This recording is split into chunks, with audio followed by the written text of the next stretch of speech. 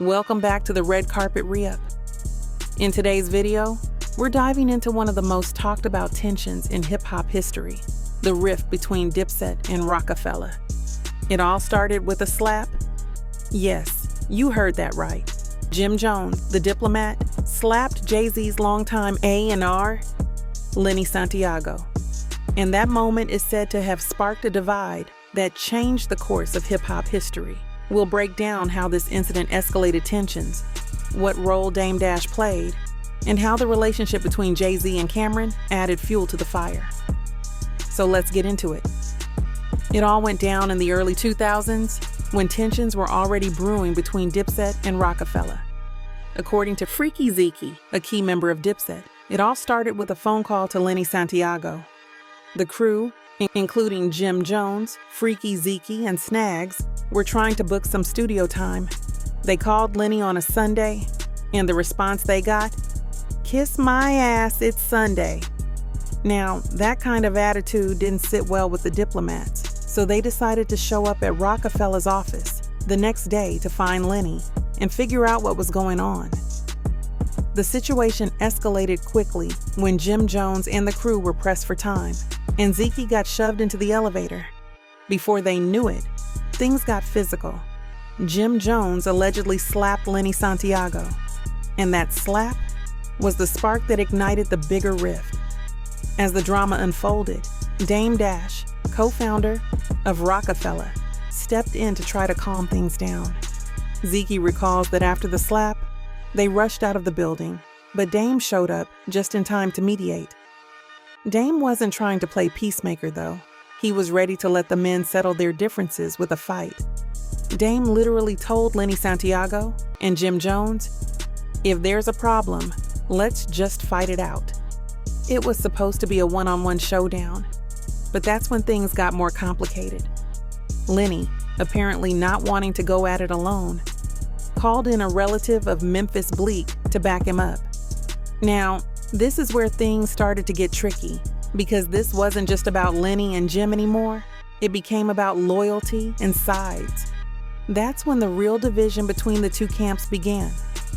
While the slap and the attempted fight were key moments, they were far from the only reasons the relationship between Dipset and Roc-A-Fella fell apart.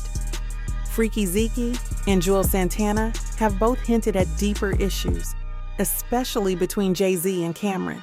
According to Joel Santana, there was always a sense of being outcasts at Roc-A-Fella. Despite the apparent love from Dame Dash, they never really felt welcomed by Jay-Z or the Roc-A-Fella camp. This feeling of being outsiders, combined with the behind-the-scenes tensions between Jay and Cam, further fueled the divide. But what really separated us was when the tensions was high, it was me, Jim, and Snags. I think we called Lenny S. Told Lenny S we needed studio time. The studio time, Lenny S was like, bet. Come on. So we went up there. I think it was a Sunday. So we went up there. We went up to the studio. We called Lenny S like, what's going on?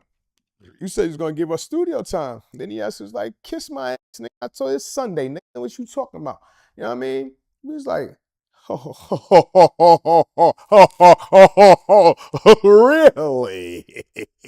Next day, we up in Roc-A-Fella. Like, where the f this nigga at, man?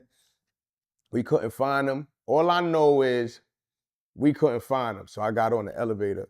And then I got pushed in the elevator by my man Snags and Jim, and they pressing the button, like, hurry up, let's go downstairs. I don't know what happened, but I'm pretty sure somebody got slapped, or something physical happened to Lenny S. You know what I'm saying? So we get downstairs, and Jim shoot out the gate. Pew, Jim running. Snags get out of there. I'm a little fatter, so my run is slow. So Dame pulls up. What the f going on? I'm here nigga getting hit and all that shit. What's going on? He was like, I don't know, some shit about niggas ain't do shit. This motherfucking studio shit. I don't know, Dame. He said, where the motherfucking niggas at? So I think he brought Lenny S down, and he got Jim and Snags there. And he was like, we gonna fight. Because none of this shit stupid is gonna go on. If it's a problem, let's just fight it out. Lenny S, go over there and fight Jim. What's up? And before that happened, the motherfucking Jeep or truck or something pull up. And I don't know if it was Bleek brother, but it was, I think, Bleek or the people, I can't remember, but it was like in the Bleek family. You know what I'm saying? So that's when it kind of, you know what I'm saying? The diamond started we found something hard enough to start to break the diamond. Cause he was like, hold on, this Bleek people, hold on, Lenny, yes, and y'all niggas is gonna ride. So now that's where the divide came from. You know what I'm saying? Like, it was supposed to just be a Lenny S. Jim Jones fight, but I guess Lenny S. called somebody, and who he called was Bleek family. I'm not too sure, like I said, the name, but it was in the Bleek family. So now it's like, word? And that's what caused the tension right there. Nobody got it on that day. Everybody ended up separating, but the people that we saw let us know, like, oh, now it's up. You know what I'm saying? And that's where I think the full turmoil came. And for the people that don't know Lenny S., who's the... I'm sorry, Lenny S. My bad. You're right. Lenny S. was the name. Lenny S. was the person who picked up the talent. You know what I mean? If you was nice, and I forgot the fucking name of the shit. I forgot. But Lenny S., if you say, for instance, if I was nice, Lenny S. would be like, oh, all right, let me hear something. And then he'll bring me over. Once he approved it in his mind that I was nice, then he'll bring me to Jay or some shit like that, or Dame. I forgot the name. I'm bugging the fuck. I hate that I don't remember the name. You like an A&R? A&R. That's exactly what he is. Lenny S. was the A&R. Booyah. Appreciate that. It's even rumored that Dame offered Cameron the role of vice president at Roc-A-Fella without consulting Jay-Z first, and that move reportedly soured their relationship.